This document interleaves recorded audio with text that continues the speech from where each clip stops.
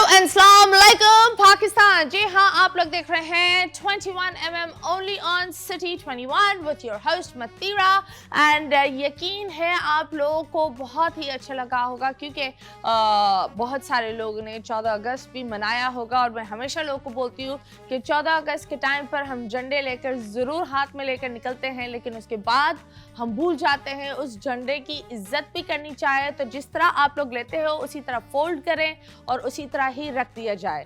साथ साथ जिस तरह आपको पता है आज हमारा जो गेस्ट है वो बहुत ही अलग है।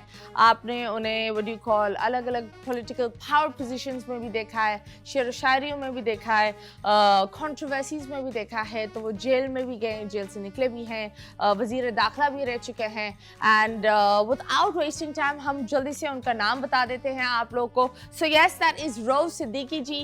वो हमारे गेस्ट हैं। उनके साथ साथ एक बहुत ही प्यारी सी हसीन सी एंकर है। She is done journalism internationally भी, यहाँ भी। एंड उनसे हम गुफ्तगू करेंगे। So yes, without wasting time हम जल्दी से उनको बुलाते हैं।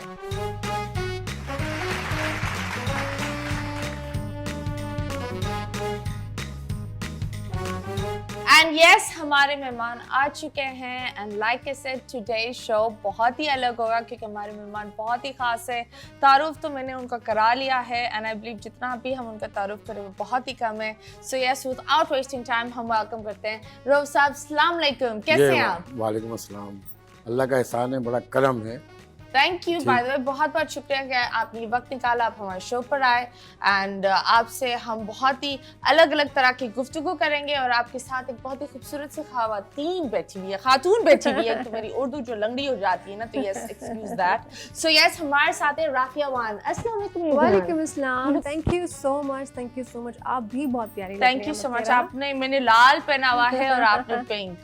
अवाम तो लाल हो चुकी है ना? ये तो बात है। बिल्कुल सही है। तो आप बताएं, शायर से पॉलिटिक्स से किताब, उसमें फिर पेंटिंग और इतना सब कुछ कैसे कर लेते हैं? और क्या शुरू हुआ था, पहले क्या आया था? ये सारी चीज़ें ज़िंदगी में कोई ख़ास लोग करते हैं, कोई ख़ास चीज़ों में स्पेशलाइज करने की कोशिश करते हैं, लेकिन मेरा मामला तो ये रहा कि ले जा रहा है शौक़, चला जा रहा हूँ मैं। तो ये सब चीज़ें खुद ही खुद ज़िंदगी भर साथ चलती रही। पर कभी कभी शौक इंसान को शौक भी दे देता है। तो ऐसे कौन से शौक मिले, इस पर हम गुफ्तगू करेंगे। हाँ, बहुत मिले। बहुत कुछ बता सकते हैं? हाँ, शौक़ से मुराद ये है कि हर लम्हे ज़िंदगी एक नए ढंग से सामने आई। ओके। उसको बरतने का तरीका भी नहीं आता था। हाँ। उसको फेस करने का तरीका भी नहीं आता था। फिर नेचर गाइड करती थी कि कैसे करना है। ओके। तो मैंने बताया ना कि मैंने कभी, वो क्या कहते हैं कि तकदीर कभी बुज़दिलों पर मेहरबान नहीं होती। Very nice. हाँ, आपको फेस करना होता है। तो मैं to be a lion heart हाँ, to do it. Yes, तो इसके बावजूद कि मैं ये देखता था कि ये मुश्किल अब आ रही है, तो ये तो अंदाज़ा होता था मुश्किल आ रही है, लेकिन उसको हैंडल कैसे करना होगा उसका एक ही तरीका मुझे आता था। Okay. कि अगर मैं उसको सॉल्व नहीं कर सकता हूँ तो मैं फिर उसको सब्र करूँगा। Okay. और इंतज़ार करूँगा वक्त का। हाँ। और जब वो वक्त आएगा तो फिर मैं रिएक्ट करूँगा। Okay. और इन बिटवीन जो स्पेस मुझे मिलेगा उसमें मेरे पास अल्लाह ने बहुत सारे मौज़ूआत रखे थे, वो मैं करता था। और जो पॉलिटिक्स की आपने जो बात की, ये ज़िंदगी के अंदर मेरी मदर जो थी वो बहुत बड़ी सोशल वर्कर और पॉलिटिशियन थी, लेफ्टिस्ट ग्रुप की। Okay, that's nice. कॉमरेड थी वो। Oh wow. तो आप मुझे बताएं, you joined MQM and then आप वज़ीर दाखिला बने।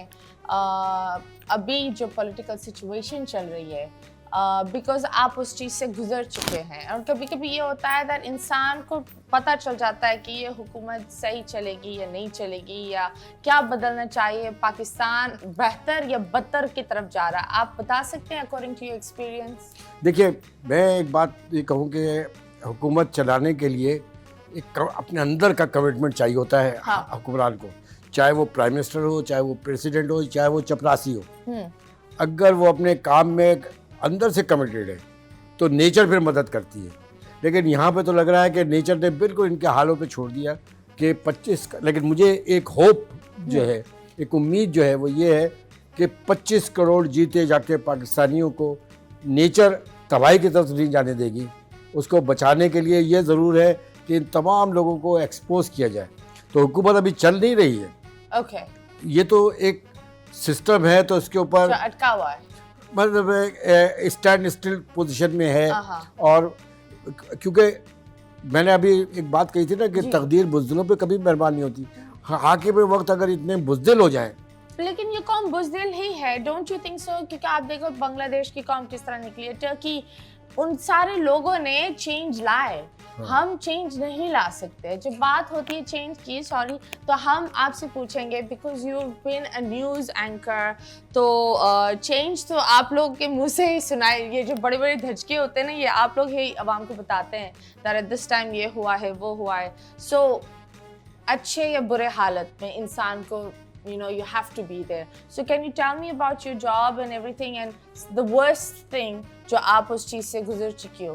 क्योंकि होस्टिंग का ये एक चीज़ होता है कि हम ये करते रहते हैं, लेकिन news anchor is a very different thing. You have to be there 9 o'clock तो 9 o'clock। ऐसे बिल्कुल ऐसे जिंदगी इधर से उधर 9 बजे आपको वहीं पहुंचना है। हाँ, exactly. Thank you so much Mathira for inviting in your show. Yes, 9 बजे इज 9 बजे।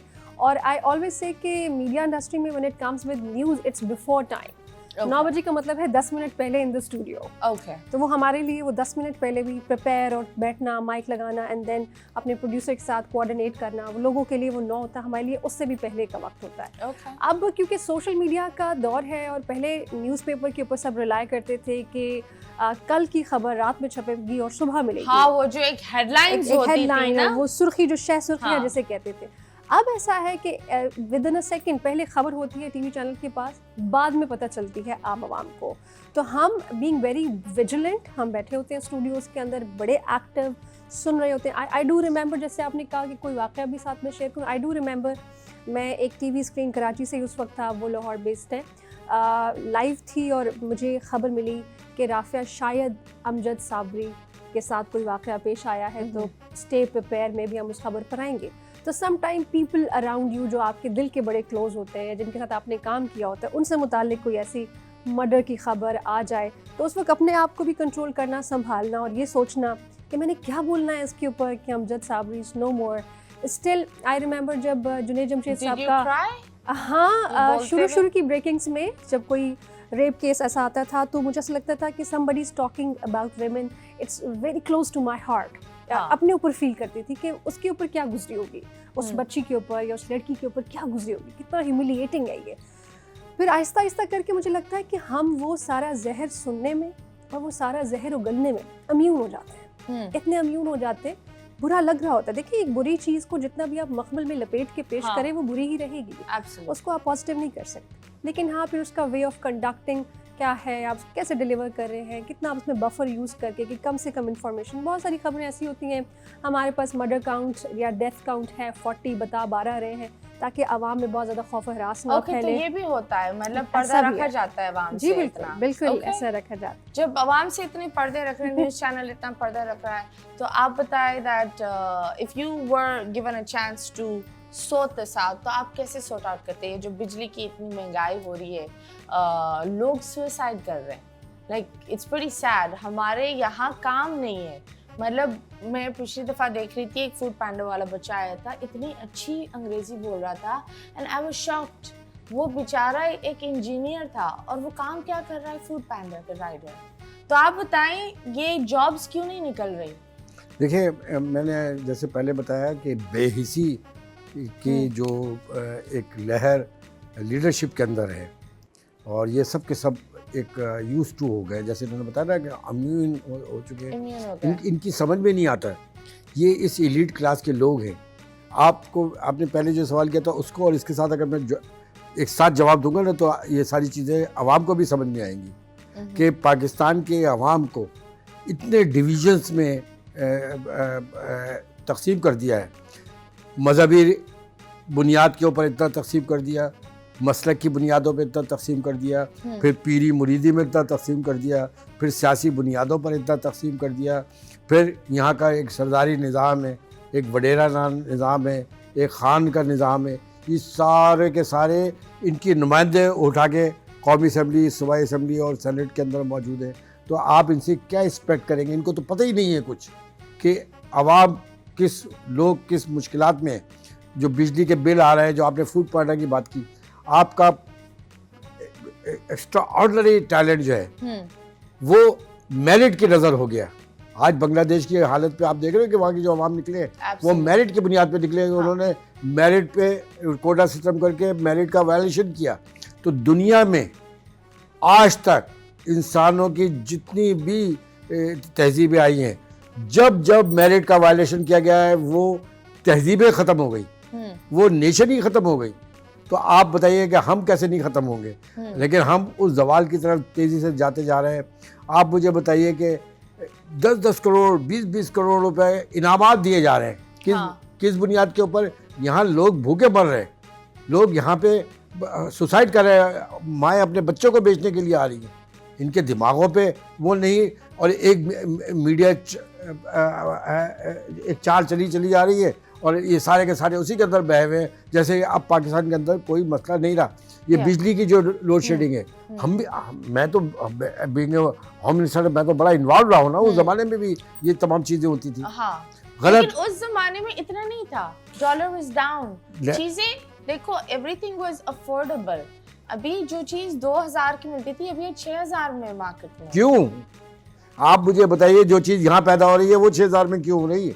आपका पूरा सिस्टम इंतहाई करप्ट हो चुका है। आप नीचे से लेके ऊपर उठा के देख रहे, उस वक्त की बात एक ऐसी थी कि उस पर एक वाश था, जो जनरल लीडरशिप की कुछ क्लास ऊपर आई थी, बाकी तो थे, अब पहले भी ऐसी थे, लेकिन अब तो पूरे का आवे ही बिगड़ गया। आपके पास अगर 200 अरब है, 200-300 अरब रुपए है, तो आप पूरी पार्लियामेंट खरीद सकते हैं। आपके एमएनए एमपीए टको में बिक रहे होते।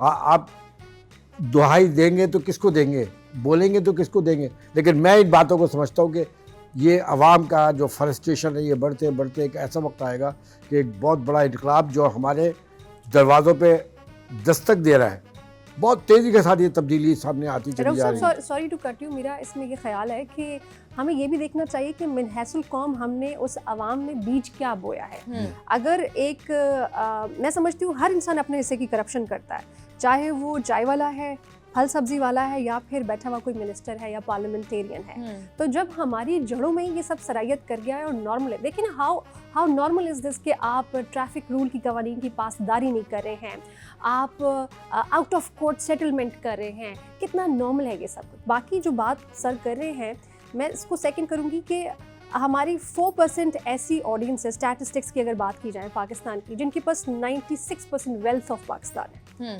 बाकी की जो 96% है उसके पास बहुत कम है, 6% से भी कम परसेंटेज है। तो ज़्यादा आवाम ज़्यादा गरीब है और थोड़ी आवाम बहुत ज़्यादा अमीर है। तो हमारी जो मिडिल क्लास थी वो लोअर मिडिल में शिफ्ट हो गई है, और जो लोअर मिडिल थी वो थर्ड क्लास, और थर्ड क्लास जो है वो लो पॉवर्टी लाइन चली गई है। ये शिफ्ट मतीरा खाली वही क्लास सह रही है। आज भी लोग ऐसे हैं जो इंपोर्ट कर रहे हैं इंपोर्टेड प्रोडक्ट्स को। कहीं पर कोई भी धरना या जलसा चल रहा है या बैन है आइटम्स, या सोशल मीडिया ड्राइव्स की जा रही हैं कि इसको बैन कर दें, उसके साथ यकजहती दिखाने के लिए लोगों को जो इस्तेमाल करना है वो इस्तेमाल कर रहे हैं। दे नो देयर वेज, कहाँ से कौन सी कंट्री से क्या मंगवा के, चाहे वो उनके स्किन केयर रेजीम्स हो या whatever. That's for the upper class ना। वो एक बात बताओ, मैं जब ये देखती हूँ दैट अगर आप इंडिया भी देख लो, इंडिया में अगर आप गाड़ी लो, so it is very like 4x4 Pakistani को 60-70 lakhs में आ जाएगी। इधर अगर आप 4x4 लेने जाओ तो मतलब आप घर ले लो, गाड़ी छोड़ो, वो वाला सिस्टम। और पर्ची भी आती है या हाँ। So everything's become insanely expensive. Yes. तो आप बताएं, इतना changes हो रहा है तो आप why aren't you coming in the politics? Why have you faded away? नहीं, देखिए मैं थोड़े से फिर इसके ऊपर एक बात कहूँ कि पाकिस्तान के अंदर रूल ऑफ लॉ अगर नहीं होगा तो फिर आप जंगल के कानून की तरह मुल्क चलाएंगे, इसी तरह चलेगा। जब पाकिस्तान से एक फ़्लाइट से बंदे, यही पाकिस्तान के लोग जो यहाँ बदतरीन वायलेशन करते हैं, ये जब दुबई एयरपोर्ट पे और सऊदी अरब एयरपोर्ट पे उतरते हैं तो इंसान के बच्चों की तरह जाते हैं। जब इथ्रो एयरपोर्ट पे उतरते हैं तो इंसान के बच्चों की तरह, अमेरिका में उतरते हैं तो इंसान के बच्चों की तरह, वहाँ पर जो इतनी दूर डस्टबिन होती है ना, तो रैपर भी ले आके उधर फेंकते हैं। वजह क्या है? वजह ये है कि यहाँ कानून को आप मुझे बताइए करप्शन पे पकड़ेगा कौन? जो करप्शन में पकड़ने वाले हैं वो खुद मोस्ट करप्ट लोग हैं। इस वक्त तो ये तो काम करना पड़ेगा। ये इस तरह के आर्टिफिशियल जो गवर्नमेंट बनती है ना, ये नहीं चला सकती। आप जो सबसे बड़ा जुल्म हुआ है इस मुल्क के अंदर, जी जी, मोहल्ले के गुंडे लुच्चे लफंगे इलेक्ट होके आ गए, और फिर वही आप देखें इस वक्त मेन स्ट्रीम में मोर देन 60-70% यही लुच्चे लफंगे थे जो अपने इलाकों के थे। अगर इनकी आप पिछली तारीख उठा के देखें तो बात यह है कि ये मायूसी की बात नहीं है, इसके अंदर एक होप है, और होप ये है कि बहुत तेज़ी की तरफ ये माशरा जा रहा है। और अगर यहाँ करप्शन को ये एक माफिया, एक बीमारी ऐसी है कि ये पूरी नेशन को खा जाएगी। हाँ, अगर इसको रोका, अगर इसको रोका, हाँ। इसको नहीं रोका गया तो हम पैरिश हो जाएंगे, मादूम हो जाएंगे। हाँ, तो और आप बताएं, are you going to step back? आप वापस करोगे? क्योंकि अभी तो ये सारी चीजें हो गई है, so are you planning a come back? हाँ, मैं तो ये तो अलग हुआ नहीं जा सकता ना। हाँ। बतख जो है उसको आप तैरने से रोक थोड़ी सकते हैं, उसको हाँ। तैरना तो है ना। दामन का साथ है। तो हाँ, तो आप क्यों नहीं नजर आ रहे? मतलब इतना कुछ हो रहा है, वेयर आर यू? नहीं, मैं तो हर जगह मौजूद हूँ। ये देखिए, मीडिया पे भी मैं कोई अदाकार तो हूँ नहीं, हाँ। कोई फिल्म एक्टर तो हूँ नहीं, हाँ। कोई फनकार तो हूँ नहीं कि मैं हर लेकिन दफा। माशाल्लाह शायर भी हैं आप, लिखते भी हैं, पेंटर भी हैं, मतलब क्या बात है। आई थिंक आपके अंदर एक रोमांटिक हीरो भी है, कहीं है ना? पता नहीं मुझे।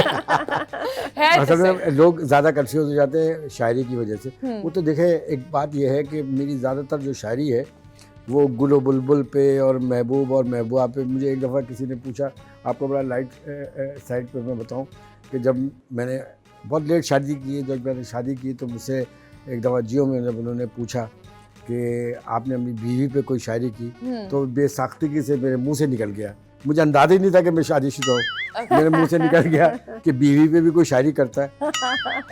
मैं समझ रहा था। आप मुझे बताया, घर पर जब गए थे तो भाभी जी बेलन लेकर खड़ी हुई थी। हाँ, तो हुआ ये कि मैं ही समझ रहा था, कह तो गया मैं। अच्छा, वो लाइव प्रोग्राम था। हाँ। तो मैं समझ रहा था वो सो रही होगी। जब मैं घर पहुंचा तो मेरे दोनों मजमुए लेके वो बैठी हुई थी। तो मैं जब अंदर दाखिल हुआ तो मैंने कहा, आप जाग रही हैं? कह रही हाँ। कह रही कि ये गज़ल का एक शेर सुनाया। बोले ये किसके लिए लिखा है, इसका नाम बताओ। फिर इसका बताओ, इसका नाम बताओ। फिर वो मुझसे कहने लगी कि आपकी तो इतनी रिलीजियस बुक है, इतनी मजहबी किताबें आपने लिखी है, सीरत पे लिखी है, हाँ। इस पे लिखी है, और शायरी सारी की सारी गैर शरई की है। बीवी जो निकाह जिसके साथ किया है। अरे शायर हज़रात साहब ये कहते हैं कि अगर बीवी से मोहब्बत हो जाए तो शायर अच्छा नहीं बनता इंसान। नहीं और नहीं, आई थिंक बीवी से मोहब्बत करना बहुत जरूरी है। प्लीज, पाकिस्तानी मुल्क में तो जो लोग बीवी के ऊपर तशद्दुद करते हैं, खुदा के वास्ते, वो आपके बच्चों की माँ है, वो आपका घर बनाती है।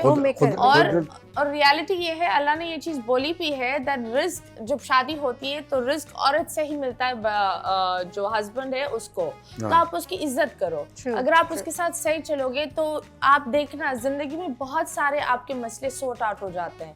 अगर आप ये चीजें, लड़ाई झगड़े, हाथ उठाना, ये सोचो कि आप किसी की बेटी को लाए हो घर पर और वो सब कुछ छोड़ कर आई है, तो उसके लिए आप at least you should stand up and you should actually be there. अभी फिलहाल हम बहुत सारी बातों पर गुफ्तगू करेंगे, लेकिन अभी फिलहाल हम लेंगे छोटा सा ब्रेक के बाद वापस आएंगे। Stay tuned.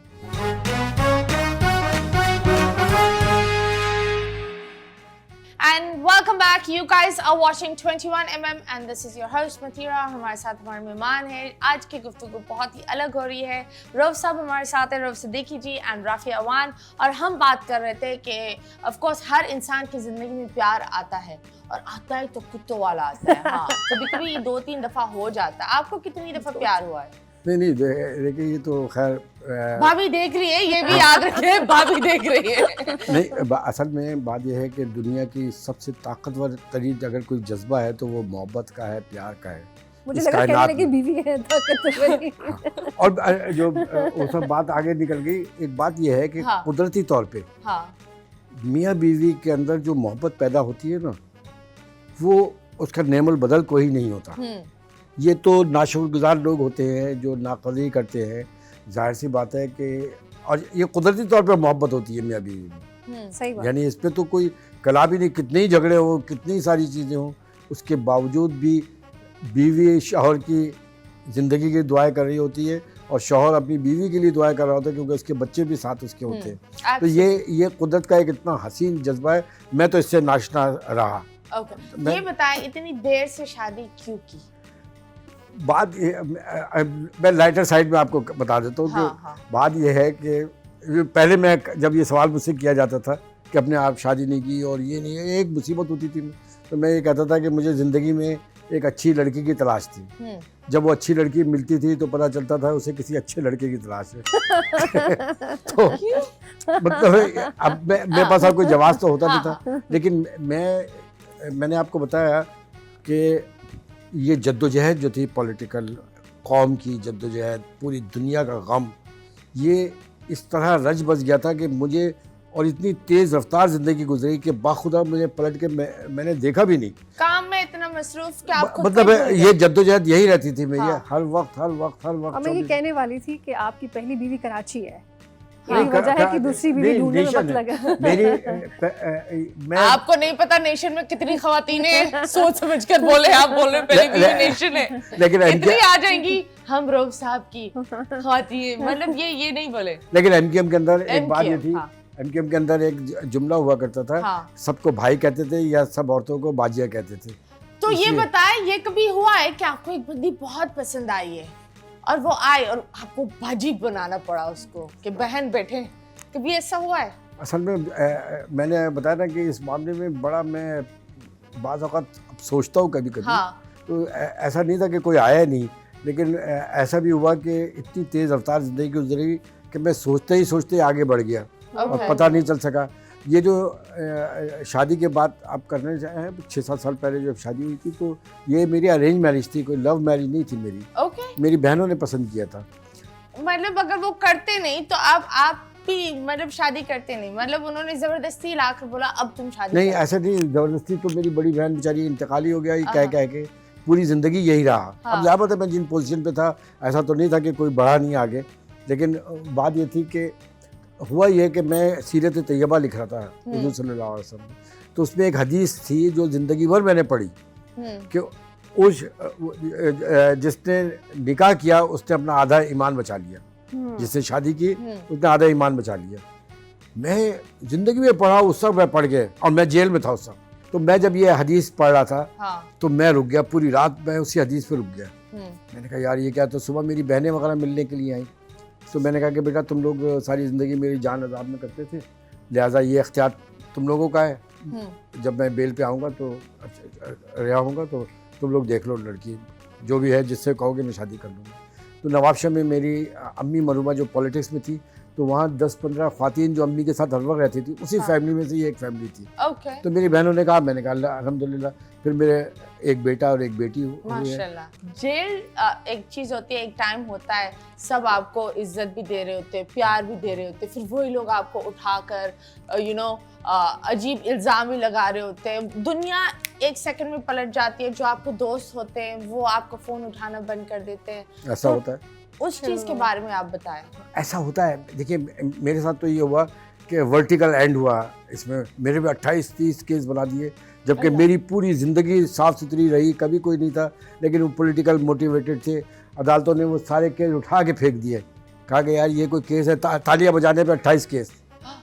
तो मैंने कहा यार मैं हाई कोर्ट के जस्टिस जो थे वो कह रहे कि ईरव साहब पे इस तरीके के मुकदमे बनाएंगे कि ये तालियां बजा रहे थे, तो वो बंद किया गया। लेकिन उसकी एक वजह मेरी समझ में आती, कहाँ 6-6 खून मेरे साथ, 4-4 PS, अचानक वर्टिकल एंड उठा के जेल में। तो जेल में फिर मैंने ये किताब लिखी थी सीरत खैर बशर, जो वर्ल्ड फेम है। आपने उस जेल के लिए कुछ बनवाया भी था, मस्जिद बनवाई थी उस जेल के लिए? हाँ। तो आपको उसी जेल में बंद कर दिया है? मैं होम मिनिस्टर था, तो मैंने सारे काबी में वहाँ जितने भी आपको बड़े बड़ी एजुकेशन सेंटर मिलेंगे ना, वो सारे के सारे मेरे किए हुए थे। और मैंने ही उसके अंदर बड़े इनकलाबी चेंजेस किए थे। और जो मस्जिद मैंने बनाई थी उसके साथ ही वो बैरिक थी। लेकिन मुझे अच्छा ये लगा जब मैं जेल में पहुंचा, तो ये पॉलिटिकल मोटिवेटेड झूठे केस थे। तो IG जेल जो हो सकते हैं, उन्होंने SP को कहा, सुप्रीम जेल को कहा कि साहब आ रहे हैं, तो साहब को मौलाना मोहम्मद अली जौहर जो जंग आज़ादी के हीरो थे हाँ, उनकी बैरिक में रखना। okay. तो उसने मुझे कान में कहा कि आईजी जेल ने कहा था कि साहब को उसमें रखना है, तो हमने आपके लिए जेल लॉकअप जो है ना वो साफ़ किया। मुझे बड़ी खुशी हुई। और फिर पता चला कि जो मस्जिद मैंने विज़िट के दौरान लोगों ने कहा था बनाई, हाँ, तो उसके साथी थी, तो वहीं मैं नमाज़ पढ़ता था। तो मतलब है कि देखें, मैं सबको एक बात कहूँ कि ज़िंदगी अपना खराज लेती है, आपको पे करना पड़ता है। true. मेरी ये पूरी ज़िंदगी की जद्दोजहद जो रही है ये एक नोबल कॉज। मैं तो जितने भी, सिर्फ यही वज़ीर दाखिला ही नहीं रहा, मैंने जब मैं वज़ीर दाखिला था तो मुझे सब ने मना किया जाली आमिलों कामिलों के खिलाफ। हाँ, इस चीज पर भी आ रहे थे, आपने बड़ा एक क्रैक डाउन किया था ये सारे बाबाज और ये फ्रॉड। हाँ, 400 के करीब पकड़ के बंद कर दिए थे और कोई करने के लिए तैयार नहीं था। इस पूरे सब कॉन्टिनेंट में, हिंदुस्तान में, बांग्लादेश और पाकिस्तान में इन बाबाओं से तो लोग प्रमोशन कराने के लिए जाते हैं ना, उनको पकड़ेगा कौन? और कोई करने के लिए तैयार नहीं। मुरीद भी इतने होते हैं। और क्या, पुलिस में है और हाँ। सब जगह, मतलब है 17 ग्रेड तक के प्रमोशन और ट्रांसफर पोस्टिंग के लिए तो बाबा यहीं बैठे होते थे। और आपको पता है 19 और 20 ग्रेड के लिए पीसी इस्लामाबाद में एक बाबा बैठे होते थे। Oh wow. ओह यस, तो मैंने उसको क्रैक डाउन किया था। अब वो कहाँ, मतलब कैसे होता था ये ट्रांसफर? ये पता नहीं है, ऐसा कुछ नहीं होता। पूरा माशा खराब कर दिया था इन लोगों ने। हाँ, तो मैंने अपने आप को जब्त के लिया ना। मैंने कहा कि अब वो मुझे कहते थे ऑफिसर कि साहब आप किस चक्कर में पड़ रहे हैं, ये आप ही के लिए जाके कब्रिस्तान में सुइयां घुसा के गुड्डे गुड़िया वो जो कर पुतले देंगे, शुतले मार देंगे। बनाकर, हाँ। मैंने कहा यार तुम पागल हो गए, इनका वक्तों को तो अमल भी नहीं आता है। हाँ, और हमारी मुल्क के लोगों की, औरतों की ये हालत है कि अपनी जवान बच्चियों को लेकर मनूज जैसी शक्लों के बाबाओं के पास जाती थी कि इसका इलाज कर दो, इसमें जिन आ गया। और वो बहुत ही गलत होता है, बिकॉज मेंटल इलनेस भी एक तो चीज होती है।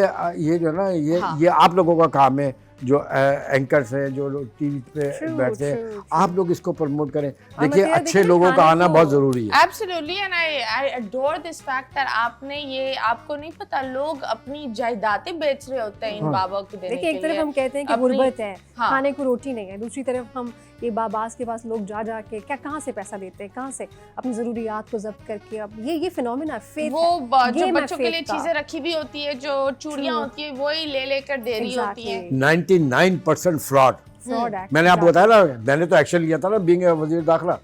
मैं जब एक्साइज मिनिस्टर था, कभी धमकी मिली है किसी एक बाबा से? बहुत धमकियां तो बहुत। कि तुमने ये किया है, अब तुम्हारी छोटी सी गुड़िया मेरे हाथ में, कभी ऐसे कुछ वो बोला तो है? बहुत करते थे। बात ये थी कि मैं तो सुनता भी नहीं था कि हाँ। मैं जब एक्साइज मिनिस्टर था तो मैंने 19.5 टन मंशियात ड्रग्स पकड़ ली थी। ओह, और मैंने इसके ऊपर क्रैकडाउन किया कि बंदों के साथ पकड़ो। तो आपको पता है जितने भी बाबे थे ना, ये जो बाजारों पे होते थे, सबसे ज़्यादा चर्स अफीम महंगी हो गई क्योंकि मैंने क्रैकडाउन कर दिया था उसके हाँ। ऊपर। तो उसी बाबा, वही जो वहाँ पे जो चर्सी मवाली थे, वो मज़ारों पे जाके दुआ करते थे कि अल्लाह इस वजीर को हटाओ, इसकी वजह से जेल में ये चर्स अफीम महंगी हो गई। अल्लाह, हाँ। तो बात, this sounds so weird, लेकिन this is reality also. चलो, that's very nice. आप लोग गेम्स खेलते हैं? आप भाभी के साथ गेम्स खेलते हैं? नहीं, मतलब अब गेम अब वगैरह तो तो भाभी खैर क्या खेलती है। होंगी। माइंड गेम्स खेलती है भाभी, बोलती है मेरे ऊपर तुम शेर नहीं लिखते ना, मैं तुम्हारे को शेर छोड़ती हूँ। नहीं नहीं तो लिखा मैंने, लेकिन वो अभी इत्तेफाक ये था कि अभी तो शादी हुई थी 6-7 साल पहले, तो कोई किताब प्रिंट तो नहीं हुई, लेकिन मेरा शौक फिर इन किताबों की तरफ हो गया, तो इसलिए ज़्यादातर मैं फिर अभी तो भाभी के लिए कोई शेर बोल सकते हैं ना? अभी याद तो नहीं है, लेकिन मैंने कहा याद कि मुझे नहीं तो, है? हाँ कुछ तो बोल दे। नहीं, वो तो वो जिसके लिए भी बोलेंगे तो वो मेरे तो मजबूर छपे हुए हैं ना, वो बोलेगी कि किसी और की नहीं शेर नहीं मेरे नहीं, ऊपर। नहीं। मतलब अगर इंसान दिल से बोलता है तो खैर कोई बात नहीं। नहीं ये तो जाहिर सी बात है। चले, हम शेर व शायरी की तरफ तो आते हैं, लेकिन आप लोगों के साथ एक गेम खेलते हैं। You will have to cover your eyes, ठीक है? And Blindfold. मैं आपको डिस्क्राइब करूंगी एक चीज, Okay. वो आपको गेस करना होगा वो क्या है।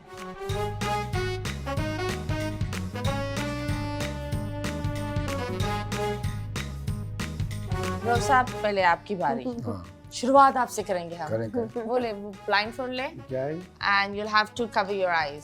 अच्छा, तो फिर क्या करना होगा? फिर मैं आपको बताऊंगी, एक पिक्चर आएगी, मैं आपको डिस्क्राइब बूझो तो करूंगी जाने and you type will have की टू चीज़। गेस। अच्छा कोई चीज। बूझो तो जाने टाइप। हाँ। अच्छा you can wear it on top of your glasses? Okay, wow, इनको आपको नजर आ रहा है? नहीं मुझे तो कुछ भी नजर नहीं आ ओके, रहा। चले जी, हम शुरू करते हैं हमारा प्यारा सा सेगमेंट। एंड यस, पहली तस्वीर लगा दें। क्या है पहली तस्वीर? ओह, ये तो मैं हूँ। ओके, ये है हर जगह होता है, और कुछ अभी 14 अगस्त में काफी लोग ने हाथ में लेकर भी घूम रहे थे, चीखे मारते हैं लोग हाथ में लेकर इसको। एंड साइजेस होती है, बड़ी बड़ी, छोटी छोटी। ये आप बता सकते हैं क्या है? पाकिस्तान का फ्लैग। हाँ, wow, it is a flag, पर इट्स नॉट पाकिस्तान का, it's a white flag, it's just a flag, लेकिन यू राइट। चले नेक्स्ट। ओके, ये मैं भी कंफ्यूज हूँ। ओके, हाँ, ये आजकल बहुत हो रही है कराची में। मतलब लोग बोलते हैं फोन, रोड पर फोन से बात नहीं करो क्योंकि ये हो जाएगी।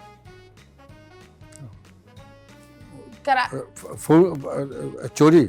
या वाह वाह वाह, क्या बात है सर, क्या बात है। आप तो मतलब चोरी चोरी देख रहे हैं स्क्रीन को। नहीं बहुत नहीं, जल्दी। चले नेक्स्ट। ओके, ये बहुत ये पाकिस्तान में खस्ता हाल में है। मतलब पाकिस्तान में दो चीज होती है, खुदाई और दूसरी मैं नहीं बता रही, बट एनीवेज ये बहुत ही जब बारिशें होती है तो ये बहुत बुरा हो जाता है और बड़े बड़े खड्डे हो जाते हैं इसके अंदर। सड़क। वाह वाह वाह, वेरी नाइस सर, तुसी देख रहे हो? नहीं। ओके, चले जी राफी, आपकी बारी। आपने तो सब बहुत अच्छा कुछ खेला। नहीं, आप- करके किया है। आपने इतने आसान पूछा मुझसे कि मैंने तो फौरन ही बता दिया। मेरे ख्याल से मुश्किल वाले मेरे लिए रखे हैं शायद। नहीं, आप चूंकि डिफरेंट है ना, इसलिए सवाल भी डिफरेंट करेंगे आप। चलिए नहीं सर, सारे सवाल आप ऐसे करें, ये सेगमेंट आप राफिया के साथ खेले, ओके। मैं नहीं, कुछ आप नहीं बताएं, आप नहीं खेले, बताएं, डिस्क्राइब करें। हाँ, टेबल के ऊपर खेल होता है ये। हाँ, और बहुत सारे बॉल्स होते हैं। बहुत सारी बॉल्स। बहुत सारे क्या होते हैं? बहुत सारी बॉल्स balls के होते साथ हैं। टेबल पे खेलते हैं। और आवाज ऐसी आती है, ठक। स्नूकर। वाह वाह वाह, वेरी नाइस। ओके सर, बताएं। हाँ, ये तो आपने कभी इसको हाथ में लिया है? हाँ लिया है, हाँ। बजाए भी है? बजा तो सही तरह नहीं है, लेकिन शौक तो था मुझे। लेकिन मैं राफिया को तो बताएं। तो बात ये है कि आंखें बंद करके बैठी है। ये जब हम फारिग होते हैं, दरिया के किनारे बैठे हों, और अगर वैसे ही कोई दे दे तो हम उसके अंदर बहुत अच्छा सा म्यूज़िक निकलता है, और तारों के साथ हाँ। इसका ताल्लुक है, म्यूज़िक बजता है। तारों के साथ हाँ, वायलिन। नहीं, guitar. Yes, wow, thank you. And last. Okay sir, बताएं। हाँ, ये वो है जो आपके अंदरूनी तमाम चीज़ों को बयान कर देता है। हाँ, जो भी अंदर की चीज़ें छुपी हुई होती हैं उसको भी जान लेते आई हैं। थिंक ये और हमारे लोग को डॉक्टर जरूरत है इस चीज की। Zodiac sign. व्हाट? नो, ये हॉस्पिटल अंदर। में होता है, काला काला सा होता है। अंदर की सारी चीज़ें बयान कर देता है। हाँ, मतलब ब्लैक एंड आप- वाइट होता है वो। बिल्कुल, अगर X-ray? आप हाँ एक्सरे। बिल्कुल, एब्सोल्युटली, वाह, very nice, very nice. That's it? चलिए, दैट्स इट। ओके, आपने तो बड़ी आराम से चीजें, आप मतलब आप ये गेम्स खेलते हैं? नहीं। डिफाइन कितना अच्छे से उन्होंने किया कि वो फॉरेन पहुंचे। खुद भी इन्होंने बड़ी अच्छी तरीके से इन्होंने पकड़ी है। हाँ। और आप बोलते हैं आप खेलते नहीं हो। नहीं, फालतू टाइम में क्या करते हैं आप? मैं लिखता रहता हूँ, शायरी करता रहता हूँ। अब मैंने आप आपको चावल के साथ भी कुछ करते हाँ, मैं ये तो मेरा बहुत बड़ा आर्ट वर्क था। इसमें तो आंखें मेरी वो हुई। ये चावलों से मैं पूरी सिंडियाँ बनाता था, कुरान की आयतें लिखता हूँ मैं। और आज भी है, I don't know when, I don't know where, but we will meet again. Okay. ये मैंने लिखा था 92 में। और ये आज किसके तक। लिए हुआ था? जो आई डोंट नो व्हेन क्योंकि but we will meet again, क्योंकि but she didn't meet you. या मैं असल में मैं सऊदी अरबिया में था। हाँ, और गल्फ वार शुरू हो गई थी, तो रास्ते सारे बंद हो गए थे और बिल्कुल एक तरह से जेल थी। तो मैंने बताया ना कि मेरे जहन की रो पता नहीं कहाँ आज भी ऐसी होता है कि मैं जो सबसे ज़्यादा कुढ़ता रहता हूँ जो लोगों की हालत देखकर, कि इतना सा वाक़या रेप का हो जाता है तो आप लोगों की क्या हालत होती है। आप बताइए कि मैं जब होम मिनिस्टर था तो एक वाक़या हुआ था मेरे वक्त में एक बच्ची उसमें। तो मैंने 3 दिन तक पता नहीं मैं सोया भी होऊंगा या नहीं होऊंगा, और मैंने DIG, SP, SHO, DSP को सबको कहा था कि जब तक वो बच्ची मिल नहीं जाएगी तुम लोग थाने से नहीं जाओगे, और सुबह अगर तुम्हें अपने बच्चे याद आए तो बच्चों को थाने में मिला के मिलना। अगर मैंने देख लिया जब तक वो बच्ची रिकवर ना हो, वो बड़ा दर्दनाक वाक़या था एक बच्चे का। रिकवर हुई? उसके सगे चजाद भाई ने उसको वो किया और रेप करके उसके लाश फेंक दी थी। इतनी मासूम सी प्यारी सी बच्ची। तो वो मैंने बताया ना कि मैं यानी मेरा जो वजारत मेरे पास थी, और जब गई तो मैंने 2 रकात शुक्राने के पढ़ता था कि इज्जत के साथ चली गई। जब वजारत दाखिला मुझसे गई तो मैंने 4 रकात पढ़ी।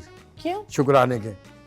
मसला ये था कि मैं बाखुदा आपको मैं सच बता रहा हूँ कि मुझे याद नहीं पड़ता कि मैं बेड के ऊपर सोया हूँ रात को, क्योंकि रात को तो सभी सो जाते थे, तो वज़ीर दाखिला जाग रहा होता था पूरे सिंध में।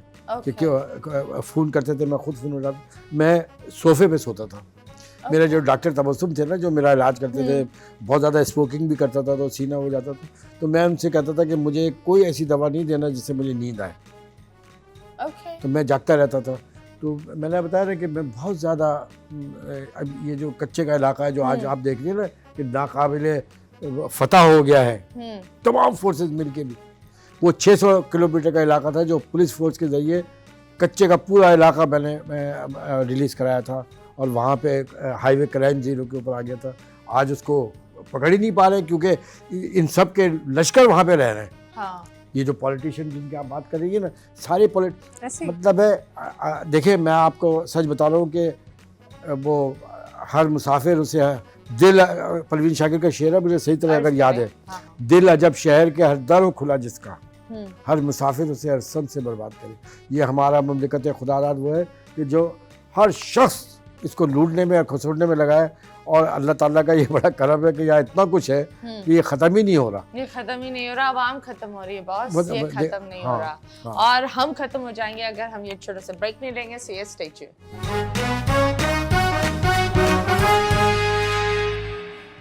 वेलकम बैक एंड यस, आप लोग देख रहे हैं 21mm विद मतीरा, और हमारे साथ हमारे प्यारे प्यारे मेहमान हैं रऊफ साहब एंड राफिया जी।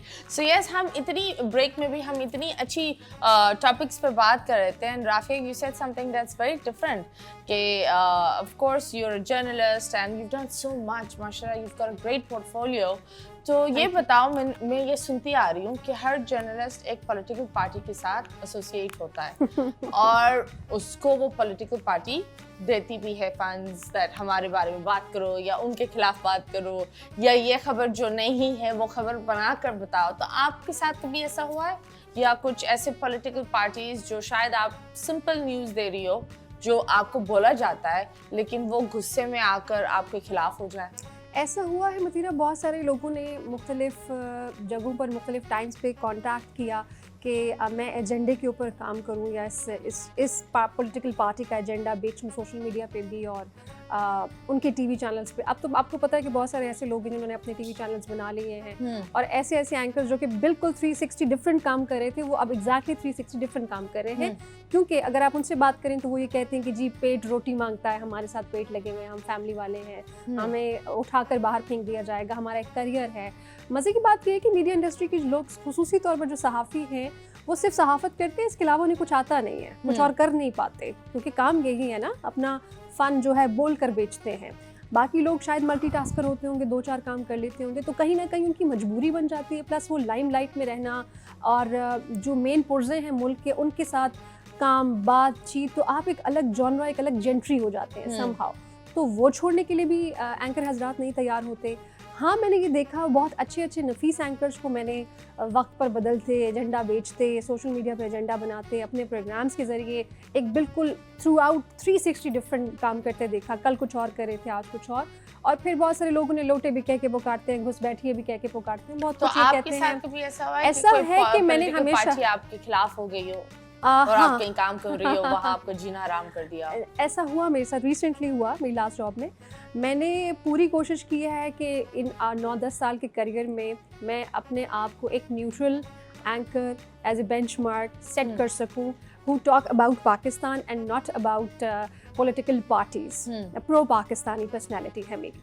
लोग नेशनलिस्ट भी कहते हैं बड़ा कुछ, लेकिन अनफॉर्चुनेटली बड़ा मुश्किल है पाकिस्तान में आप उस थॉट को लेकर चले कि जी मेरा पाकिस्तान है और मेरे पाकिस्तान के लिए कोई बात करेगा तो फिर मैं नहीं देखूंगी कि आप चैनल ए हैं, बी हैं, सी हैं, मैं तो उसके हक की बात करूँ। वो बड़ा मुश्किल हो जाता है। रिसेंटली आई बीन लेबल्ड कि ये फला पार्टी की टीवी चैनल में काम कर रही थी खातून, तो ये अब फला पार्टी के टीवी चैनल में क्यों आ गई। हालांकि मैं 4-5 मंथ से वहाँ काम कर रही थी और अचानक से जब मुझे ये मिला और अपनी सफाई का मौका भी नहीं दिया गया कि मैं एक न्यूट्रल एंकर हूँ, मैं पाकिस्तान के लिए काम कर रही हूँ। इट डजंट मैटर कि आपका एजेंडा क्या है, आप किस तरफ हैं, आपको कौन फंड दे रहा है, आप पॉलिटिकल पार्टीज़ के आपस के क्या झगड़े हैं। लेकिन मैं ये समझती हूँ कि इससे जो न्यूट्रल और अच्छे पढ़े लिखे एंकर से वो मुतासिर होते हैं। जो एक तरफ हो जाते हैं उनका हर तरह से फ़ायदा होता है, फाइनेंशियली भी फ़ायदा होता है और उनकी जॉब भी सिक्योर रहती है। ओके, सो अगर उल्टा है, हमारे मुल्क में गंगा उल्टी बहती है। गंगा उल्टी बहती है, तो विल यू आप इस रास्ते पर जाएंगी या नहीं?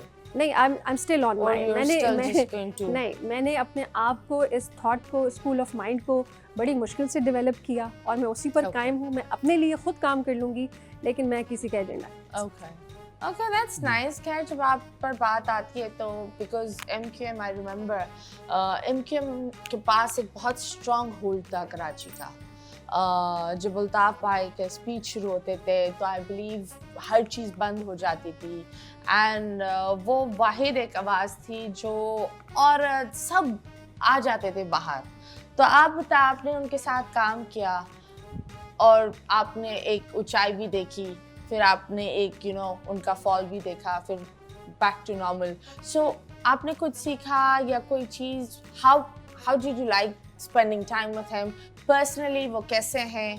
ऑफ कोर्स एक चीज़ ये होता है जब एक इंसान पर्सनली किसी को जानता है, वो एक अलग चीज़ होती है, और जो लोग लेबल कर रहे होते हैं वो एक अलग चीज़ है। तो आप बताएं। हाँ, नहीं देखिए, ये तो बड़ा मुश्किल हो जाता है ना कि कोई ये कह दे कि आउटराइट आप किसी को, इंसान को रिजेक्ट करते हैं, ऐसा नहीं होता। हमने तो ज़िंदगी में जितना काम किया है और जो साथ रहे, अब मैं आपको सच बता रहा हूँ कि बीइंग ए पर्सन उनको मैंने तो एक बहुत अच्छा इंसान देखा और मैंने उनको बाइस होते हुए नहीं देखा। नंबर 2, मैंने ये देखा कि उन्होंने अगर कोई बात, कोई कमिटमेंट किया, उस कमिटमेंट को पूरा भी किया है। ये सारी चीज़ें तो उनका एक खासा रहा है। और कोताहियाँ और ख़ामियाँ और गलतियाँ तो इंसान के अंदर होती हैं। असल तो बड़ा आदमी वो है जो अपनी गलतियों को कबूल कर ले, अपनी गलतियों को मान ले। इसका मतलब ये है, गलती मानने का मतलब ये है कि अब आइंदा गलती नहीं होगी। लिहाजा उसको अप्रिशिएट करना चाहिए कि अगर कोई गलती को मान रहा है, क्योंकि अगर कोई गलती करने के बाद नहीं मान रहा तो उससे तो फिर डरना चाहिए, बचना चाहिए कि ये तो कोई और बड़ा ब्लंडर करके फंसवा ना दे। मैंने आपको जो एक बात कही कि जो इन ओवरऑल सिनारियों में जो हमने इस वक्त भी गुफ्तगू कर रहे हैं कि पाकिस्तान के अंदर जो सबसे पहली जगह है जिसे ठीक करने की है और मैग्नेट की तरह सारी चीज़ें ठीक हो जाएंगी, वो है जुडिशरी। और जुडिशरी में सबसे पहला काम, अगर, और हर दफ़ा सुनता हूँ मैं खुश होता हूँ कि अब ऐसा होगा कि झूठे गवाह, झूठी शहादत अगर डिक्लेयर होने के साथ ही वो कोर्ट से जेल जाए, झूठा गवाह, और उसको उतनी सज़ा मिले जितने बड़े जुर्म के ऊपर गवाही देने आया है। अगर 2-4-6 केसेस ऐसे हो जाए तो आपको पता है 70% जो जेलों में लोग पड़े हुए ना झूठी गवाहियों के, वो सब बेगुनाह होके बाहर आ जाएंगे। और पाकिस्तान का जुडिशल सिस्टम दुनिया के अंदर देखने से चालू रखेगा, क्योंकि यहाँ पर झूठी गवाहियों की सूरत के ऊपर ये तबाही होगी। दूसरी तरफ जो सबसे अहम काम करना है, कोई बहुत बड़ी रॉकेट साइंस की बात नहीं कर रहा हूँ मैं, कि मेरिट की बुनियाद पे काम करें, अमानतदारों के हवाले कर दें। आप देखिए कि सारी चीज़ें एक लम्हे के अंदर, इसके अंदर कोई बरसों नहीं लगेंगे, ये हफ्तों के अंदर ठीक होना शुरू हो जाएगा। हमारी तो चपरासी की भी सीट लाखों करोड़ों में बिक जाती है। आप ये देखें। अच्छा, आप मुझे बताइए, मिसाल के तौर पे एक बड़ा आइडियल लॉ है कि जो चोर है, जो जनरली चोरी करता है लाखों करोड़ों की, अगर उसका आप हाथ काट दें, आप 10-20 हाथ काटेंगे ना, सारे इंसान के बच्चे बन जाएंगे। Absolutely. है ना? आपको 10-20 हाथ काटने में मुसीबत क्या है? अब तो, लेकिन मसला ये है कि हाथ काटने वाले के सबसे पहले खुद उनके हाथ काटे जाए, क्योंकि वो खुद सबसे बड़े करप्ट है। तो ये पूरा माशरा इसी तरीके से चलता है लेकिन मैं आपको एक बात बताऊं कि पाकिस्तान ये 25 करोड़ लोगों का मुल्क है। हमें जो जराइम जिसने किया है उसको तो सज़ा मिलनी चाहिए, चाहे वो कोई भी हो। किसी की शोहरत की वजह से आप उसको माफ थोड़ी कर सकते। Absolutely. चाहे वो कितना ही बड़ा तुलम खान क्यों ना हो, That's not an excuse ना। हाँ, Yes. बिल्कुल। उसको आप सज़ा दें, चाहे वो पॉलिटिशियन हो, चाहे वो जुडिशरी में हो, चाहे कहीं पर भी हो, आप उसको सज़ा दें। आप देखिए ये इतनी पाकिस्तान की ये हालत नहीं है, ये सब कॉस्मेटिक्स है। Okay. इसके ऊपर बहुत बड़ी बड़ी करप्शन दाव पे लगी हुई है। हाँ, ये तो है। पाकिस्तान का हाल तो हमें समझ में नहीं आ रहा। Let's just hope back. नहीं, ठीक हो। लेकिन आप मुझे एक बात बताएं, जिस तरह अल्ताफ भाई के एक आवाज पर लोग आ जाते थे, नेक्स्ट आपको कौन नजर आता है कि किसकी आवाज पर आवाम खड़ी होगी? देखिए, जो इस वक्त मैं स्क्रीन के ऊपर देखता हूँ, जो अभी ये जो अभी एग्जिस्टिंग है, लीडरशिप है, ये तो सारे के सारे मैन मेड लोग हैं। इनकी तो वर्थ ही कोई नहीं है। इनका यानी एक शेर सुनाता हूँ मैं, किरदार में जब तक कद नहीं बढ़ता कोई बड़ा होता ही नहीं। किरदार में जब तक कद नहीं बढ़ता कोई बड़ा होता ही नहीं। बौने चाहे जितनी ऊंची अपने सर दस्तार करे। ये सारे बौने हैं जो आपके सामने हैं। इनका तो जिसका कोई किरदार ही नहीं हो। देखिए, मैं बहुत आसान लफ्ज़ों में आपके ऑडियंस के लिए 3 जुमले बताता हूँ। एक इंसान के 3 कैरेक्टर होते हैं और बहुत आसान है उसमें। एक होता है बैड कैरेक्टर, आसान लफ्ज़ में, भाई ये बद किरदार है, ये तो है ही बद किरदार। ये है गुड कैरेक्टर, ये बहुत अच्छा कैरेक्टर है। बचना चाहिए कैरेक्टर लेस से, जिसका कैरेक्टर ही नहीं है। जिसका कैरेक्टर ही नहीं है। हमारे पास ये जो टीम है, चाहे वो मजहबी लीडरशिप हो, चाहे वो पॉलिटिकल लीडरशिप हो, चाहे वो पीरी मुरीदी की लीडरशिप हो, ये मैं बहुत बड़ा स्टेटमेंट आपको दे रहा हूँ, दे आर कैरेक्टर लेस। इनसे आप कोई तवक्को नहीं रख सकते। ये इस काबिल ही नहीं है कि इन पे भरोसा किया जा सके।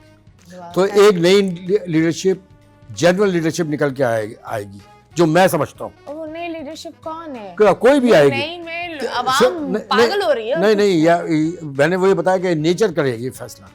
ये नेचर करेगी। 25 करोड़ लोगों को खुदा इन लोगों के नज़र नहीं करेगा। कोई ना कोई लीडरशिप डेफिनेटली निकल के आएगी और आके एक इनकलाब बाबा। 25 करोड़ जीते जागते लोग हैं बाबा ये। और पाकिस्तान स्ट्रेटेजिक आप उठा के देखिए, इतने आइडियल प्लेस के ऊपर है। पाकिस्तान के अंदर 4 के 4 मौसम और बड़े बड़े रिच मौसम है, सब कुछ तो मौजूद है।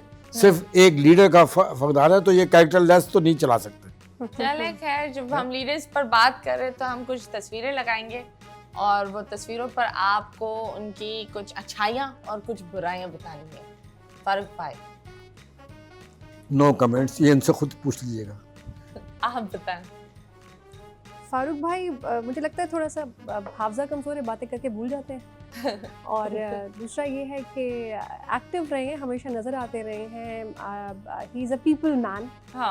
ही रिपोर्ट्स, पहुंचते हैं कहीं भी, कुछ भी हो पहुंचते हैं। अच्छाई और बुराई ही सीन। Okay, next. इन्होंने तो केस भी किया था अभी। वो कौन है? वो डॉक्टर कौन था? एक जर्नलिस्ट है जो बैठकर काफ़ी लोगों के बारे में बुराई करता है, लेकिन गरीदा फारूकी, राइट? सो आप बताएं अच्छाई बुराई। अच्छाई, आई नो गरीदा एज ए पर्सन तो उसूल परस्त हैं, अपने काम में बहुत अच्छी हैं, बहुत अपने अर्ली एज से ही सहाफ़त में बहुत अच्छा काम किया। फिर कुछ टाइम आगे जाके ज़ाहिर सी बात है इंसान इन्फ्लुएंस हो जाता है। बुराई की अगर बुराई तो मैं मुश्किल है किसी की में निकालना किसी इंसान में। एक चीज़ जो मुझे लगती है वो ये कि थोड़ा ज़्यादा स्टफ़ हैं, स्टबर्न हैं, कुछ चीज़ों को लेके थोड़ी सी फ्लेक्सिबिलिटी होनी चाहिए। ओके, आप बताएं। हाँ, मैंने जितना सुना है इनको, जो बहुत ज़्यादा नहीं जानता, सुना है, तो एक तो तज़किया करते हुए कि ये बड़ी बोल्ड रहती हैं, इसमें कोई शक नहीं है। कि वो बहुत ज़्यादा तो नहीं जानता मैं, लेकिन जो कुछ मैंने सुना, गुफ्तगू से इंसान पहचाना जाता है ना, तो मैंने इनको देखा कि ये गुफ्तगू करते हुए बड़ी बोल्ड रहती है, न्यूट्रल रहती है, और मैंने हिचकिचाहट होते हुए नहीं देखी इनमें। Okay, that's nice. नेक्स्ट, इसके बाद हु इज नेक्स्ट? मंजूर रसान जी, एक अच्छा एक बुरा। मैं जानता हूँ अच्छा इंसान, अच्छे इंसान है, एक बुराई भी होगी ना। कैसे अच्छे, कैसे? देखिए, मैं बुराई तो किसी की भी नहीं करता। हाय, ये बोल सकते मैं हैं कि इतने अच्छे अपने इंसान है कि बुरे हो नहीं सकते, ये उनकी बुराई है। मैं अपने मुखालिफुन को भी कभी मैंने बुरा नहीं किया। जब मैं इख्तियार में था तब भी नहीं करता था, अपोजिशन को भी नहीं करता था ओके, मैं बुरा नहीं। लेकिन इनको मैं जानता हूँ, ये ये अच्छे आपके दोस्त थे? हाँ, दोस्ती है, Okay, शनासाई okay, भी है, that's दोस्ती भी है। nice. चलो। लेकिन चूंकि मैं पर्सनली जानता हूँ हाँ। इसलिए कह रहा हूँ, दोस्ती की बुनियाद में नहीं कह रहा हूँ। ये है डाउन टू अर्थ शरीफ आदमी है। चलो अच्छी बात है, लेकिन मैंने सुना ये ख्वाब बड़े अच्छे अच्छे देखते हैं। हाँ, ख्वाब तो हम भी देखते हैं। आप भी देखते हैं क्या? कौन आता है आपके ख्वाबों में? ये तो बताएं। वो क्या कहते हैं उसको, जिनमें थी कुछ बशारतें, ख्वाब तो वो तलफ हुए। ओके, अब तो परवीन शाकिरी का है शेर, अगर शेर सही याद है कि अब तो फ़कत क़यास से ही राह निकाली जाएगी। अब तो फ़कत क़यास से ही राह निकाली जाएगी, जिनमें थी कुछ बशारतें, ख्वाब तो वो तलफ हुए। Wow, very nice. जी आप बताएं। अच्छा, मंजूर हसन साहब इज़ अ पोलाइट पर्सन, बड़े हम्बल और आजिज़ इंकिसार टाइप के बंदे हैं। अच्छाई इनकी ये है कि मुफाहमत पसंद है, हाथ बढ़ाते हैं दोस्ती का और कोशिश करते हैं कि चीज़ों को सेटल डाउन करें। इनके लिए तो मैं यही कहूँगी कि हंस के मिलना भी एक क़यामत है, लोग बुज़दिल समझने लगते हैं। ओह, क्या बात है। ओके जी, next. And who do we have? Mubashir Luqman साहब। ये काफ़ी कंट्रोवर्सीज में रहते हैं और मुझे ये समझ में नहीं आती ऐसी कंट्रोवर्सीज में पढ़ कैसे जाते हैं।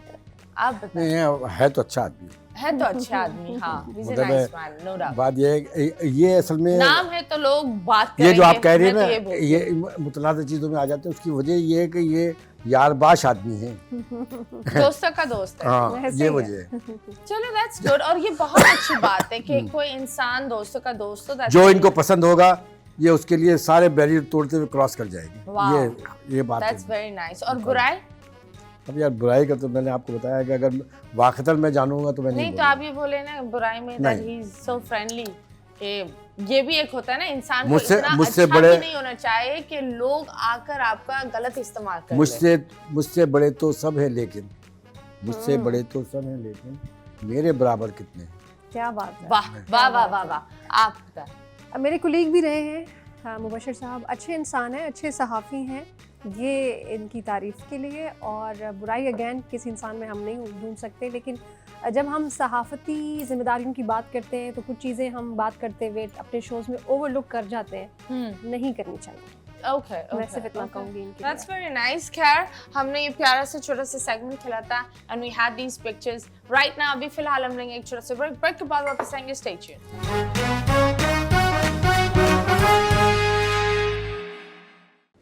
Welcome back. आप लोग देख रहे हैं 21mm मुस्लिम तीरा एंड यस हमारे साथ हम प्यारी सी गुड़िया वाली news anchor and beautiful journalist we've got Rafia and we've got Rove साहब also with us and हम आपको एक सिचुएशन देंगे okay. because you're so good at delivering news। तो आपको एक बहुत ही कड़क और सख्त अंदाज में न्यूज़ डिलीवर करनी है। मुझे लगा एंटरटेनमेंट का शो है। रोव साहब के लिए कि उनकी बेगम अच्छा। ने ये कंप्लेन की है कि वो घर पर टाइम नहीं स्पेंड करते और शेरो शायरी भी नहीं लिखते उनके लिए। तो आपको ये फनी लगा। नहीं, आपको ये करना है, लेकिन वेरी वेरी न्यूज़ एंकर वे। अभी मतलब लाइव का शो। बिल्कुल बिल्कुल। Okay okay. You have to 1 2 3 start। This is a situation। आप okay। लोग को एक सिचुएशन में डाला है, अब आप शुरू हो जाए।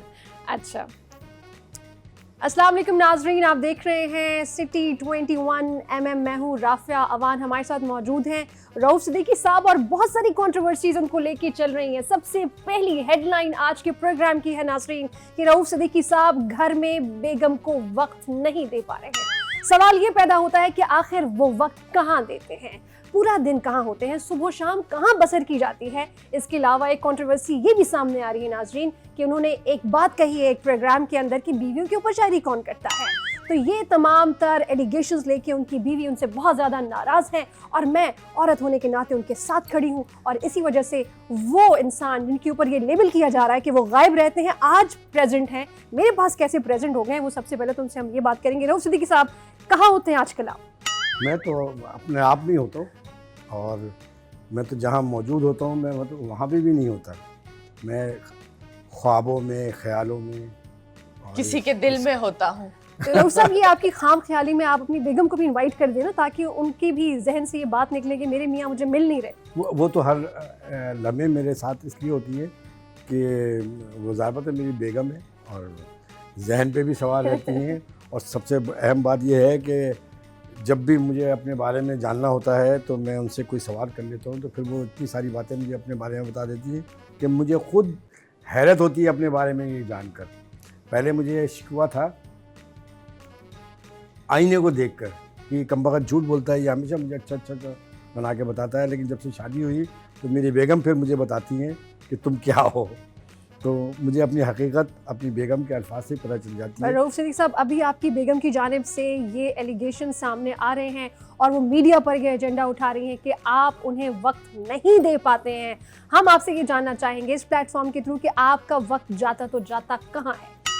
नहीं, मैं तो हर वक्त उनकी नज़रों के सामने ही रहता हूँ, क्योंकि जाहिर सी बात है अभी मैं किसी मनसब पे तो हूँ नहीं और वैसे भी बेरोज़गार हूँ, तो मैं तो हर वक्त उनके पास ही सामने ही रहता हूँ।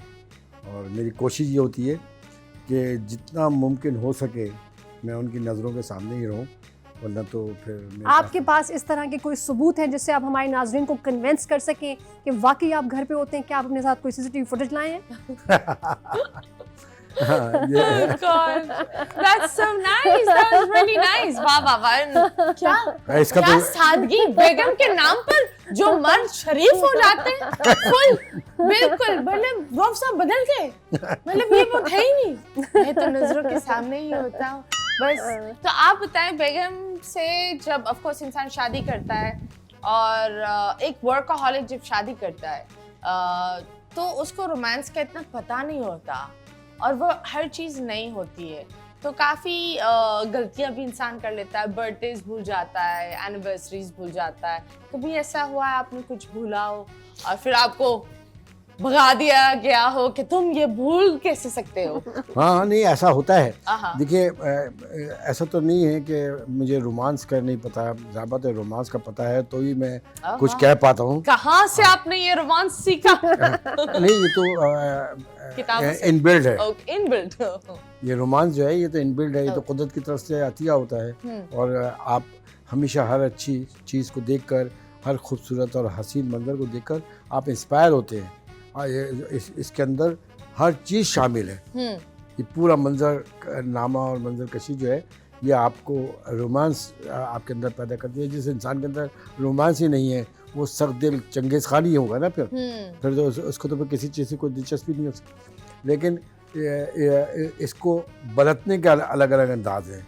आपको एक जेंटल, एक बहुत शानदार तरीके से उसको एक्सप्लेन करना होगा, उसको बरतना होगा, उसको बिहेव करना होगा। तो आप बताएं, आप कौन सा एक चीज़ है जो एक होता है ना, एक एक्सक्यूज जो बार बार इस्तेमाल करते हैं ऐसी गलतियों से निकलने में?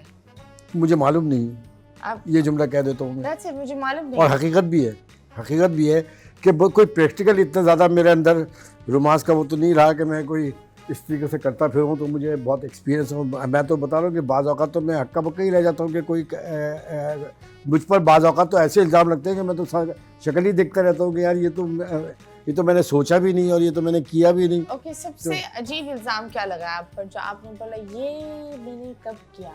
ये देखिए, हम पॉलिटिक्स वगैरह में ना भी रहे और फिर चूँकि मेरे साथ तो सिर्फ एक पॉलिटिक्स ही नहीं रहा ना, और भी बहुत सारे मामलात ऐसे रहे ज़िंदगी के मुख्तलिफ शोबों में, तो मैं खुद हैरत करता हूँ।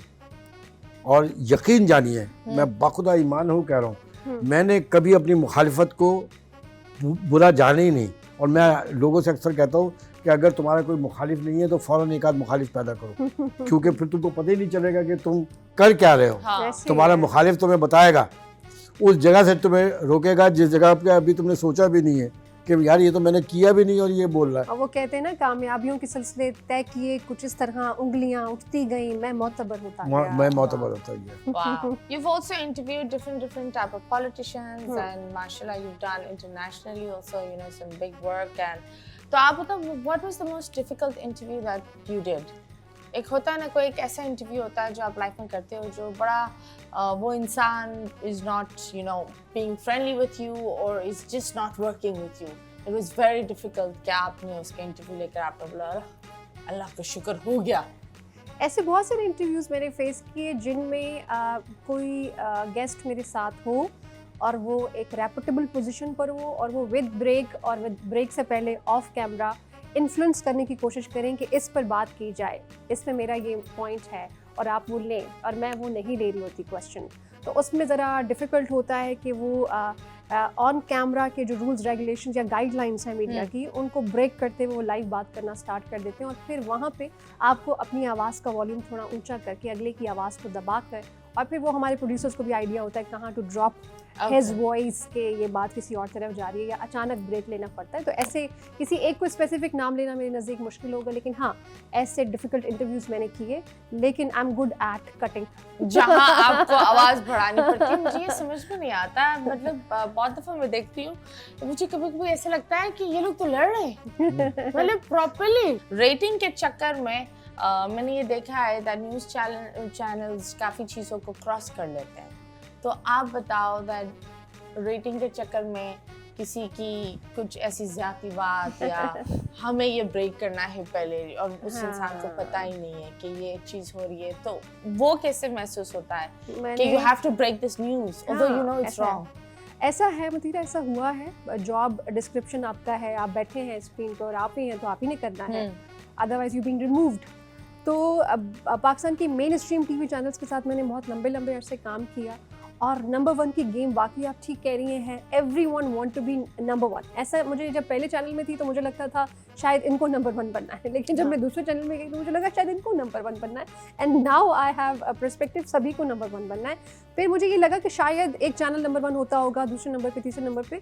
ये एयर टाइम जो होता है ना, ये एवरी नैनो सेकेंड मेजर किया जा रहा होता है, एक सेकेंड मेजर किया जा रहा होता है, और एक आवर का रिपोर्ट होता है, इस आवर में ये चैनल नंबर 1 है, मुख्तलिफ सर्वर्स लगे हुए हैं, वो मॉनिटर कर रहे हैं कहाँ कोई चैनल कितना ट्यून किया गया। ये क्वेश्चन मुझसे बहुत पूछा जाता है कि ये आप मेजर कैसे करते हैं कि कौन नंबर 1 है। हाँ, ऐसा हुआ है कि हम ब्रेकिंग न्यूज़ कर रहे हैं और बहुत सारी ऐसी इन्फॉर्मेशन कान में आपको प्रोड्यूसर्स या सीनियर प्रोड्यूसर्स या कभी कभी बॉसेस तक पीसीआर में, प्रोग्रामिंग कंट्रोलिंग रूम में खड़े होकर आपको डायरेक्शंस दे रहे होते हैं कि ये भी आप बोल दें, और ताकि मैक्सिमम आई बॉल्स आप अटेन कर सकें। और हम बिल्कुल दूसरी तरफ चले जाते हैं। हत्ता कि मैं बहुत माजरत चाहूँगी ये बात करते हुए, हमने तो लोगों की मैयतों पे सियासत की है, ठीक है, कोई हादसा हुआ है, कोई एयरप्लेन हादसा हुआ है या कोई भी हादसा हुआ है, हम उनकी पर्सनल फैमिलीज़, उनके घर, उनकी बच्चियाँ, आज भी अभी रिसेंटली अमजद साबरी की बेटी की शादी हुई थी, तो लोग स्टिल उसकी शादी में भी वही तस्वीरें अमजद साबरी की अटैच करके सोशल मीडिया पर लगा रहे थे। कोई लोग फैमिलीज को लोग देखते नहीं है कि उनको क्या दुख पहुंचता है। लोग भूल के आगे बढ़ना चाहें भी, तो हमारा ये मुआशरा जो कि जहनी बीमार है, आगे नहीं उनको बढ़ने देता। जैसे कि उनसे हक छीन लिया जाता है कि जी अब आपके साथ तो ये हो गया, आपके ऊपर ये लेबल लग गया है, तो हम तो आपको मेंटली अब्यूज करते ही रहेंगे। एब्सोल्युटली। जब हम माशरे की बात करते हैं तो सोशल मीडिया तो ऑफ कोर्स 10 कदम आगे है। रऊफ साहब, आप सोशल मीडिया पर क्यों नहीं है? नहीं, जहाँ तक मैंने बताया था कि मैं बहुत लेकिन this is the new place, मतलब ये एक नई जगह है जहाँ आई बिलीव हर चीज इनकलाब भी सोशल मीडिया से ही शुरू होता है। हाँ, ये ज़रूरत है इस चीज़ की। बीबी, एक बात मैं बड़ी वजाहत के साथ बात करूं कि मैं अपनी तारीफ करते हुए तो वैसे भी अच्छा नहीं लगता। बुनियादी तौर पे हम तो वो नहीं है जो हम खुद अपने आप को कह रहे हैं, हम तो वो हैं जो दुनिया हमें कह रही है। तो बात ये है कि मुझसे झूठ और मुनाफिकत, ये यानी ज़माने इक़्तिदार की मैं बात कर रहा हूँ, हज़ारों मैंने चैनल्स पे इंटरव्यू दिए हैं, सैकड़ों जितने भी एंकर हैं सबके साथ, और ज़ाहिर बात है हुकूमत में जब आप बैठे हो, वज़ीर दाखिला बैठे हो, आपको तो झूठ बोलना पड़ता है चीज़ों करने के। लेकिन मेरा अल्लाह इस बात पे गवाह है और मैं अब खुद कमिटेड हूँ इस बात के ऊपर। मैं जानता हूँ कि मैंने झूठ नहीं बोला। अगर मुझे जवाब नहीं देना था तो मैं चुप हो गया। मैंने ये नहीं किया कि मैं झूठ को प्रमोट करूं और अपने सर के ऊपर इस पूरी अपनी आक़िबत ही ख़राब कर बैठूं। इसलिए कोशिश मेरी ये होनी चाहिए और सबकी होनी चाहिए कि हमारे यहाँ झूठ के ऊपर सबसे सख्त सज़ाएं होनी चाहिए। हाँ, आप पूरा माशरा उठा के देखें। आप यूरोप का माशरा जिसको आप इतना बड़ा बनाए, वहाँ पे सिवाय एलीट क्लास के वो भी हुक्मरान तबके के अंदर जो इनकी इस्टेब्लिशमेंट वगैरह है वो कब वक्त पूरी दुनिया के अंदर झूठ बोल के जंगों फसादात करते हैं, लेकिन वहाँ के माशरे के अंदर ये वो माशरा है जो मुसलमानों का माशरा है। तो यहाँ पर ये सूरत हाल है। मैं किसी के लिए मैं मुनाफिकत नहीं कर सकता, जो बात है वो है, लेकिन मैं मुनाफिकत के नाम पे या झूठ के नाम के ऊपर मैं किसी को बुरा भला नहीं कह सकता। जब हम बात करते हैं दैट ऑफ कोर्स अभी ओलंपिक्स पर अरशद नदीम उन्होंने एक अच्छा खासा रिकॉर्ड किया है, तब लोगों ने उनको नोटिस किया, वरना आई बिलीव हम सिर्फ क्रिकेटर्स और इन लोगों पर ही फोकस करते हैं और बाकी ये जो इतने सारे हीरोज़ होते हैं जो एक्चुअली हमारे मुल्क को रिप्रेजेंट करते हैं, उनको हम उस चीज़ पर लेते ही नहीं है जब तक वो बहुत ही इंटरनेशनल लेवल पर जाकर कोई इंटरनेशनल मीडिया जब अप्रिशिएट करता है तब पाकिस्तानीज़ आ जाते हैं। तो अभी उन्होंने एक तो मुबारक हो and he made the whole Pakistan so proud, we are so happy कि हमारा झंडा वहाँ इतनी अच्छी तरह गया है and it's really made us happy. लोगों के लाइक 200-300 इतने लोग हैं पाकिस्तान के, although we've got so much talent, इतना टैलेंट है, तो ऐसा क्यों? ये मैंने बताया ना, डिस्क्रिमिनेशन की बात है। हमारे यहाँ इतना बड़ा टैलेंट है। मुझे याद है जब मैं कल्चर एंड टूरिज्म में था तो आपको बड़ी सरप्राइज बात बताऊं कि एक नेशनल अवार्ड होता है ना, प्राइड ऑफ परफॉर्मेंस वगैरह, तो मैंने उस ज़माने के वज़ीर आज़म से कहा था कि यार जब आप प्राइड ऑफ परफॉर्मेंस इनको दे रहे होते तो एक छोटी सी अलमारी के लिए पैसे भी दे दें, वो बेचारे प्राइड ऑफ परफॉर्मेंस को रखेंगे कहाँ? उसके अंदर कैश अवार्ड ही नहीं होता था। तो पहली दफ़ा पाकिस्तान में मैंने 17 अवार्ड जारी किए, सिंध के सरकारी अवार्ड जो आज तक जारी, और शाह लतीफ़ अवार्ड, शाह लतीफ़ के नाम पे बड़ी सारे सियासतदान तकरीरों में शेर पढ़ते थे, उसके नाम पे कोई अवार्ड ही नहीं था। तो शाह लतीफ़ अवार्ड, जोश मलियाबादी अवार्ड, शेख अयाज अवार्ड, फिर सीरत के और हमद के अवार्ड मैंने जारी किए और सबके 1-1 लाख रुपए कैश अवार्ड भी मैंने रखा था। तो आप यकीन करें इतना टैलेंट सामने आना शुरू हुआ। लेकिन वही बात है ना कि एक बौने लोगों से आप क्या तवक्को रखेंगे अगर वो बेचारा इतनी मेहनत करके वहां तक नहीं पहुंचा, उसने उठा के नेजा आपने जो बोला है ना, बोने इतने बोने नाराज हुए होंगे। नहीं, तो है ना, ये तो मैं सामने भी बोलता हूँ।